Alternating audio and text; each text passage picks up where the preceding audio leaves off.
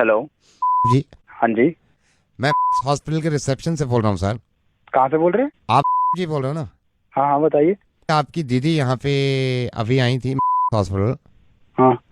Reception से वो जब स्टेयर्स उतर रही तो उनका पैर फिसल गया और वो थोड़ा सा स्लिप हो गई, तो मुझे लग रहा है इनके हेयर लाइन फ्रैक्चर है। और वो अभी मैं तो यहाँ पे आया हूँ और वो वहाँ पे हैं दीदी। आपको तकलीफ काफ़ी है उनको, तो मैंने कहा मैं आपको इन्फॉर्म कर दूँ। नहीं, एक मिनट।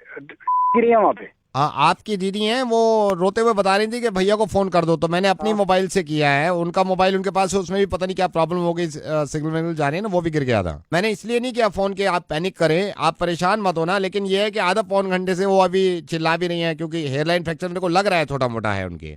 तो दीदी है कहाँ पे अभी? अभी वो रिसेप्शन पे ही बैठी हुई हैं, 1.5 घंटा पहले गिरी हूँ, ये रिसेप्शन पे बैठ के रो रही है बहुत तो तेज। रिसेप्शन पे के बिठा रखा है, तो अंदर लेके जाओ ना। मैं अंदर तो नहीं ले जा सकता सर उनको अभी। अरे क्या पागल आदमी है, तो फोन क्यों कर रहा है फिर मुझे? तो अंदर एडमिट कराना मेरे भाई। सर रजिस्ट्रेशन के 1,000 रुपये लेते हैं ना ये लोग। भाई बड़ा आदमी है तू। और कोई लोग वोग नहीं है वहाँ पे? एडमिनिस्ट्रेशन नहीं है तुम्हारा हॉस्पिटल का वहाँ पे? अभी तूने फोन किया, मैं आके साले 2,500 रुपए दे दूंगा। अभी काम तो शुरू करो ना। नहीं सर, मैं नहीं ले जा सकता वहाँ पे, 1,000 रुपये रजिस्ट्रेशन लगते हैं ना सर, इसलिए मैं बोल रहा हूँ आपसे। पागल हो गया क्या बहन? तू तू 2,500 ले लियो। मैं अभी तूने फोन किया, मैं पहुंचने में टाइम लगेगा ना, तो उनका काम तो शुरू करवा, मैं आ रहा हूँ। 2,500 रुपये दे दोगे आप? 2,500 रुपए मारूंगा तुम्हारे मुंह पे साले। हजार कंफर्म की बात करने कर से रहा है। पहले ही मारोगे आप? अबे क्या कंफर्म?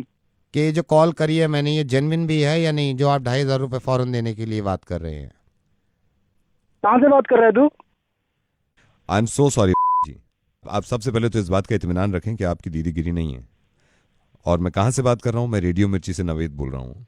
अब ये क्यों बात कर रहा हूँ, प्लीज मेरी इस बात को समझिएगा। मेरी दीदी ठीक है कि नहीं है? आपकी दीदी बिल्कुल ठीक है। क्यों फोन किया है मुझे? जब मैंने फोन किया तो आपने कंफर्म नहीं किया कि ये 2,500 रुपये जो ले रहा है ये इंसान, ये जेन्युइन भी है या नहीं।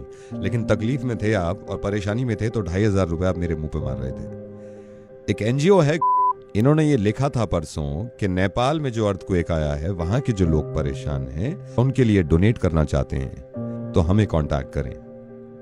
और आपने नीचे कमेंट में ये लिख दिया कि ये सब झूठ है, इस तरह के धंधे बंद करो, मुझे मालूम है सारे पैसे कहां जाते हैं।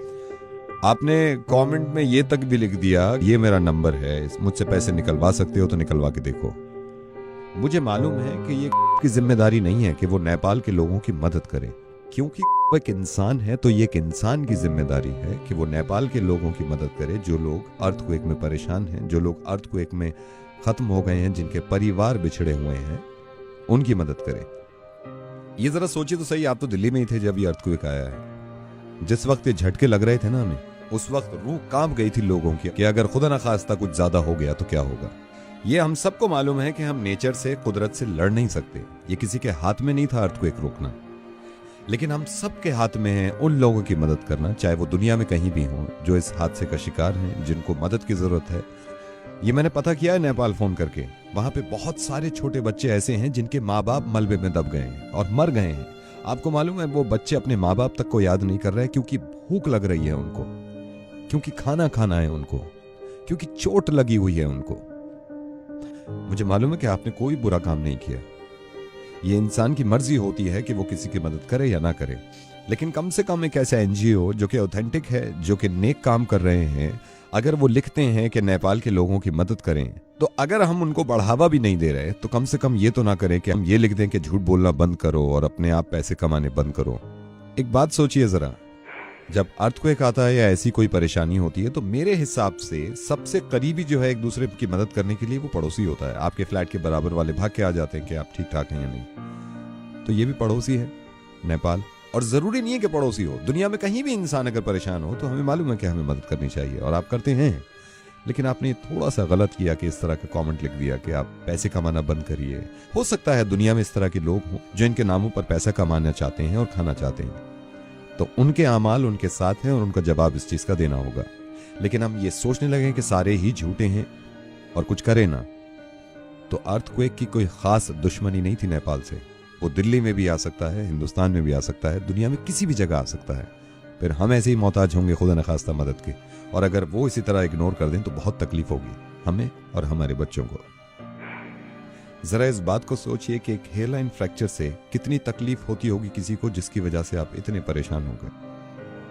अर्थक्वेक में किसी का दब जाना और मर जाना, इससे ज्यादा तकलीफ की बात हो नहीं सकती उनके लिए जिनके घर वाले बच गए हैं और वो देख रहे हैं कि लोग कैसे मर रहे हैं। I am sorry Naved. अब मैं आपसे मदद चाहता हूं, आप डोनेशन की शुरुआत ऐसे करें कि इस चीज को इतना फॉरवर्ड करिए कि किसी के जहन में अगर नहीं भी है उनकी मदद करना, डोनेट करना, तो वो मजबूर हो जाए और उसको एहसास हो कि लोग परेशान हैं। प्लीज इसको शेयर करिएगा। खुश रहिए, हिफाजत से रहिए और दुआ करिए इस वक्त नेपाल के लोगों के लिए।